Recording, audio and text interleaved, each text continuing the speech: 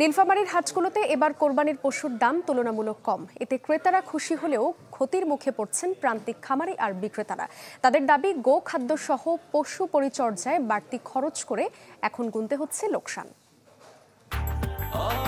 Breakfast, tiffin কিংবা snack টাইমে মজাদার আয়োজন মানে অল টাইম ব্রেড।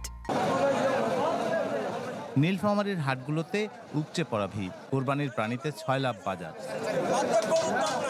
ক্রেতারা বলছেন এবার তুলনামূলক দাম কম গরু, ছাগল, ভেড়া, তাই খুশি তারা। ঈদ যত ঘনিয়ে আসছে দাম আরো কমছে বলে জানালেন তারা। আজকের বাজার ফার্স্ট টাইম খুব চড়া থাকলেও এখন কিছুটা সহনীয়। আমরা আশা করছি দর কিছুটা কমবে আরো সামনে। কুরবানির পশুর আমদানি আছে, তাতে আর একটু কমবে বিলাই বোঝা যায়। ক্রেতার এই খুশি কান্নার কারণ হয়ে দাঁড়িয়েছে প্রান্তিক খামারি ও ব্যবসায়ীদের। তাদের দাবি, বাড়তি মূল্যে কেনা গোখাদ্য দিয়ে প্রাণী লালন পালন করে এখন গুনতে হচ্ছে লোকসান। গরু নিয়ে আসছি, যে পরিমাণ গরুতে দাম কম, গরু প্রতি অন্তত 10 থেকে 12,000 20,000 পর্যন্ত লস। ঢাকার পার্টি আইসে না, গরু নিবার মতো লোক নাই। যতদিন যাচ্ছে অত গরুর দাম কমতেছে, অবশ্যই লস।